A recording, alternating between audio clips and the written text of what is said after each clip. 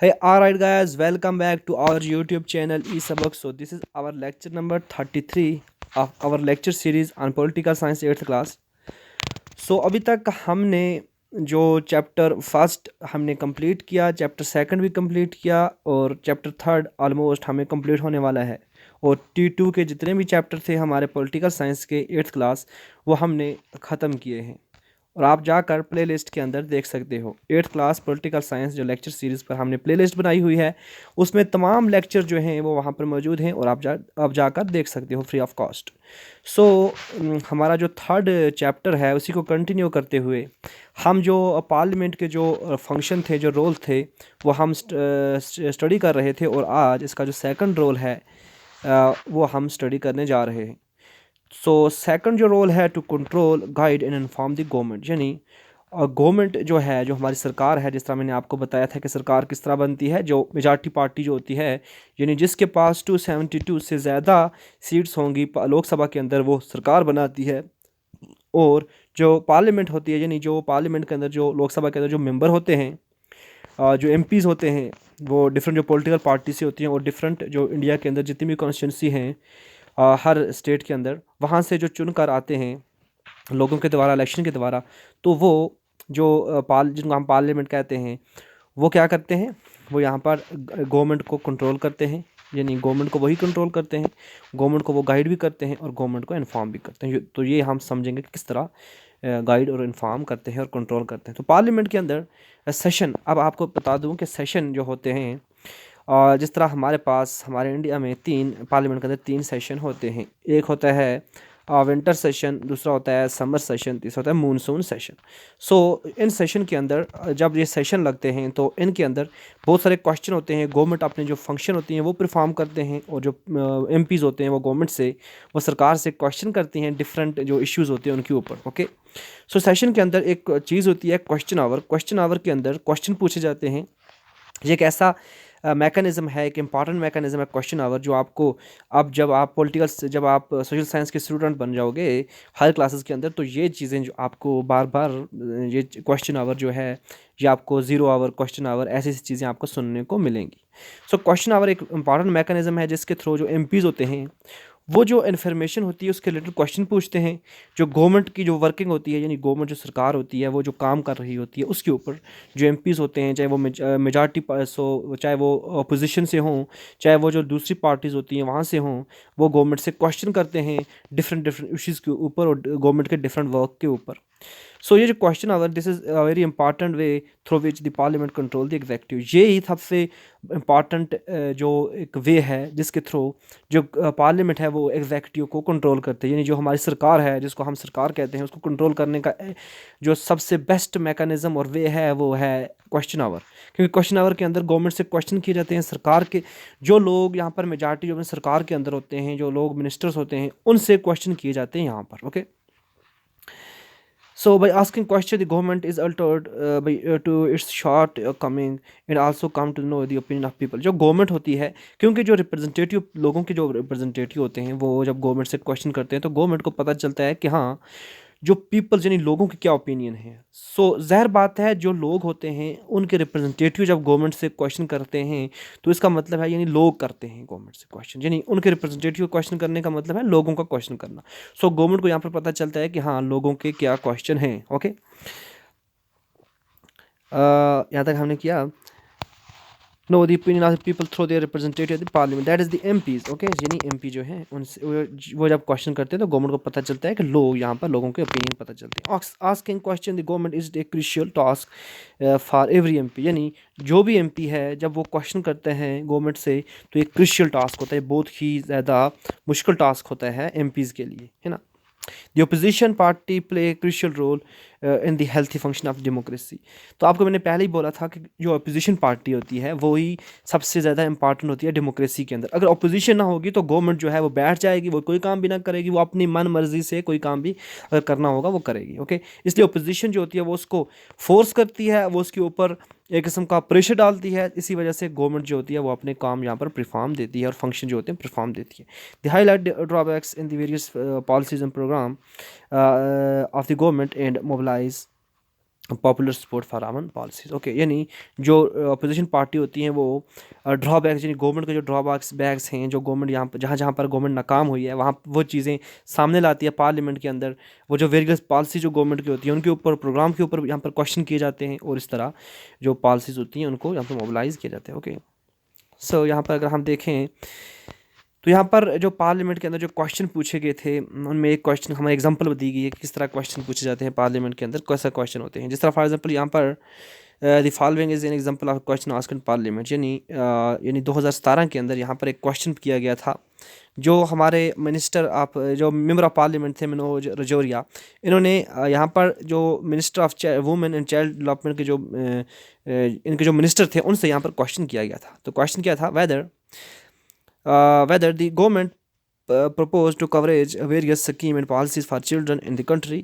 क्या जो गवर्नमेंट है, जो हमारी सरकार है, यानी यही जो हमारी minister of women and child development है, इन्होंने चिल्ड्रन और जो हमारे वुमेंस हैं फॉर चिल्ड्रन के लिए कौन कौन सी पॉलिसीज़ यहाँ पर उन्होंने यहाँ पर फ्रेम की हैं। अगर की हैं तो उनकी डिटेल क्या है, और अगर नहीं किए हैं तो रीज़न क्यों क्यों नहीं किए। तो नीचे आंसर दिया गया था हमारे ministry of women and children, minister of women and child development. इनकी जो हमारे मिनिस्टर थे डॉक्टर वरिंद्रा कुमार, इन्होंने यहाँ पर आंसर दिया था। इस पूरे पैराग्राफ के अंदर उनका आंसर लिखा गया है कि हमने कौन कौन सी पॉलिसीज़ यहाँ पर चिल्ड्रन के लिए बनाई थी और कौन कौन सी पॉलिसीज़ हैं। सो इस तरह यहाँ पर क्वेश्चन का जवाब दिया जाता था। ओके, है पार्लियामेंट के अंदर। The government get vulnerable feedback and is kept on its question asked in MP। Okay, in addition all the matter dealing with the finance parliament approval is crucial for the government। यानी जो भी matter होते हैं parliament के अंदर खासकर finance के related, तो पार्लियामेंट जो होते हैं लोकसभा के मेंबर जितने भी हैं उनका अप्रूवल यहाँ पर क्रूशियल होता है गवर्नमेंट के लिए। ओके, यानी जब तक पार्लियामेंट के जो एमपीज़ होंगे, यानी पार्लियामेंट में जो लोकसभा के अंदर जो एमपीज़ होते हैं वो जब तक अप्रूवल ना करें किसी चीज़ को, तो यहाँ पर गवर्नमेंट कोई पॉलिसी यहाँ पर नहीं बना सकती है। Okay, this is one of the several ways in which the parliament control guide and inform the government. यानी यही एक वेज, जो वे है, ये बहुत सारे वेज में से एक इम्पॉर्टेंट वेज है, एक बड़ा तरीका है जिससे जो पार्लियामेंट है वो गवर्नमेंट को कंट्रोल करती है, गवर्नमेंट को गाइड करती है और इन्फॉर्म करती है। यानी फॉर एग्जांपल अगर कहीं पर गवर्नमेंट काम नहीं कर रही है तो पार्लियामेंट के अंदर गवर्नमेंट जो एमपीज़ होंगे वो यहाँ पर क्वेश्चन करके गवर्नमेंट को इन्फॉर्म करेंगे कि फ़लाँ जो फेज़ है, फ़लाँ जो जगह है, फ़लाँ जो यहाँ पर पार्ट है उसके ऊपर यहाँ पर काम नहीं हो रहा है और गवर्नमेंट को चाहिए कि वहाँ पर काम करे। ओके, तो एमपी जो होते हैं वो रिप्रेजेंटेटिव होते हैं लोगों के, तो हम कह सकते हैं कि लोग जो हैं वो यहाँ पर पार्लियामेंट के अंदर, डेमोक्रेसी के अंदर, पार्लियामेंट के अंदर लोग ही जो हैं वो गवर्नमेंट को कंट्रोल कर रहे हैं इनडायरेक्टली। सो यहाँ पर जो तीसरा जो काम है गवर्नमेंट का, पार्लियामेंट का, वो लॉ मेकिंग है, और सबसे जो इंपॉर्टेंट काम है वो है लॉ मेकिंग, यानी कानून का बनाना। Law making is significant function by the parliament we shall read about this in next chapter. यानी हम अपने नेक्स्ट चैप्टर में यही पढ़ने वाले हैं कि पार्लियामेंट जो है वो किस तरह लॉ बनाती है, पार्लियामेंट का फंक्शन जो लॉ बनाना है वो क्या है। Okay, who are the people in the parliament. अब हम पढ़ेंगे पार्लियामेंट के अंदर जो लोग हैं वो कौन हैं। Okay, who are the people in the parliament. Okay, तो जिस तरह parliament now has more and more people from the different background, यानी पार्लियामेंट के अंदर जो लोग हैं अब हमें पता चला कि वो डिफरेंट बैकग्राउंड से हैं। For example there are more rural members as also member from the regional parties. यानी पार्लियामेंट के अंदर बहुत सारे रूरल एरिया से भी लोग हैं, यहाँ पर रीजनल पार्टी से भी लोग होते हैं, और यहाँ पर अनरिप्रेजेंटेड जो लोग होते हैं वो भी यहाँ पर इलेक्ट किए जाते हैं, उनको भी इलेक्ट करके पार्लियामेंट के अंदर भेजा जाता है। Okay, there has also been an increase in political participation from the Dalits and background classes। यानी जो दलित्स हैं उनसे और बैकग्राउंड क्लासेस वहाँ से भी पॉलिटिकल पार्टिसिपेशन आई है, इंक्रीज़ हुई है लास्ट जो ईयर्स हैं उनमें। Let us look at the following table that show the percentage of population who voted in Lok Sabha in different years।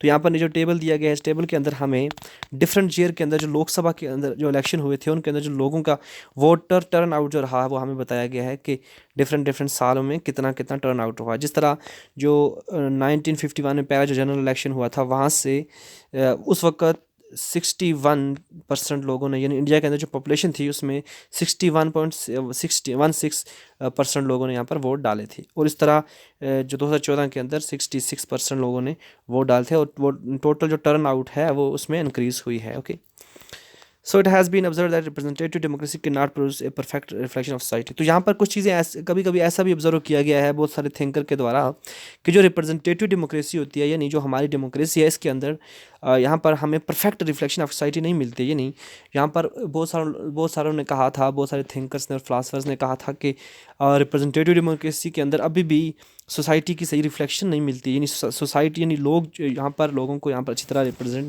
नहीं किया जाता है, समाज को अच्छी तरह रिप्रेजेंट नहीं किया जाता था।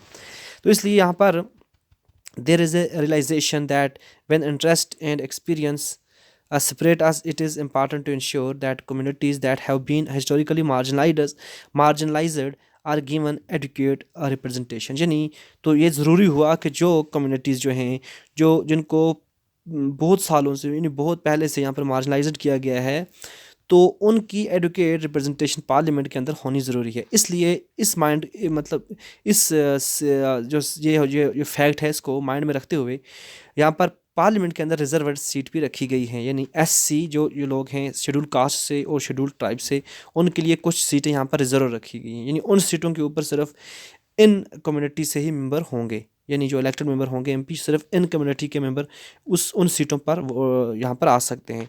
दलित आदिवासी जो लोग हैं वहाँ से भी उनकी कंस्टिट्यूंसी से यहाँ पर पार्लियामेंट के अंदर लोग इन सीटों पर वही सिर्फ आ सकते हैं। तो इसलिए हम कहते हैं कि पार्लियामेंट के अंदर भी रिजर्वेशन रखी गई है। Okay, similarly it has been more recently that been suggested that there should be reserved seat for women. यानी बहुत रिसेंटली यहाँ पर एक चीज़ और यहाँ पर बताई गई कि वुमेंस होती हैं, हमारी जो औरतें हैं, उनके लिए भी यहाँ पर रिजर्व सीट रखी जाए, क्योंकि औरतें जो हैं मतलब कंट्री की जो हाफ पॉपुलेशन है वो औरतें हैं, यानी वो वुमेन की पॉपुलेशन है। और अभी भी जब 60 साल पहले की, अगर हम 60 साल पहले की बात करें, तो वहाँ पर सिर्फ 4% वुमेन ही पार्लियामेंट के अंदर। यानी अगर हम पूरी जो पार्लियामेंट की स्ट्रेंथ की बात करें 550 की अगर बात करें, इनमें से सिर्फ 4% ही जो वुमेंस हैं वो पार्लियामेंट के अंदर एज ए एमपी थी, और आज हमें 11% मिलती है। ये बहुत ही बहुत ही बहुत ही कम है। यानी हमारी जो वुमेन हैं वो अभी भी यहाँ पर सही तरह उनको रिप्रेजेंटेशन नहीं मिलती है। इसलिए बहुत सारे जो यहाँ पर वुमेन एक्टिविस्ट थे, उन्होंने कहा था, वुमेन राइट एक्टिविस्ट, उन्होंने कहा था कि वुमेंस की यहाँ पर रिप्रेजेंटेशन पार्लियामेंट के अंदर होनी चाहिए। वो किससे होगी? जब उनको रिजर्वेशन मिलेगी, जिस तरह एससी और एसटी को यहाँ पर रिजर्वेशन मिली है। So this is all about reservation. So it is issue of the kind that force the country to ask certain difficult and often unresolved question about whether our democratic system is representative enough. तो यही एक चीज़ है हमारी, अगर हम women's को भी यहाँ पर रिप्रेजेंटेशन दें और हाफ पॉपुलेशन जो है वो वुमेन है, तो अगर हम इनको यहाँ पर रिप्रेजेंटेशन दें और इनकी यहाँ पर जो वुमेंस हैं इनके नंबर यहाँ पर जब इंक्रीज़ होंगे, तो हम कह सकते हैं कि हाँ, हमारे जो डेमोक्रेटिक सिस्टम है वो रिप्रेजेंटेटिव है और रिप्रेजेंटेटिव इनफ है। Okay, the fact that we can ask this question and working toward answer reflection of strength and faith and, तो इसी से हमारी जो डेमोक्रेटिक गवर्नमेंट है इसके ऊपर लोगों का जो फेथ है वो बढ़ सकता है, और हम कह सकते हैं कि हाँ, हमारी जो डेमोक्रेसी है वो ट्रू फॉर्म में डेमोक्रेसी है।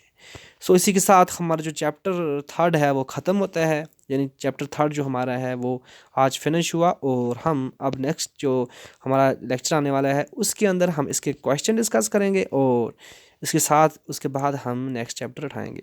तो आई थिंक कि बहुत जल्द ही हम पॉलिटिकल साइंस को ख़त्म करने वाले हैं, और इसके जितने भी चैप्टर थे हम उनको अच्छी तरह डिस्कस करेंगे। और अभी तक जो भी हमने पढ़ाया है वो हमने जहाँ तक हो सका हमने अपनी तरफ से बहुत अच्छी तरह इसको डिस्कस किया। सो फ्रेंड्स, आज के लिए इतना ही, और मिलते हैं हम अपने नेक्स्ट लेक्चर के अंदर। तब तक के लिए खुदा हाफिज़।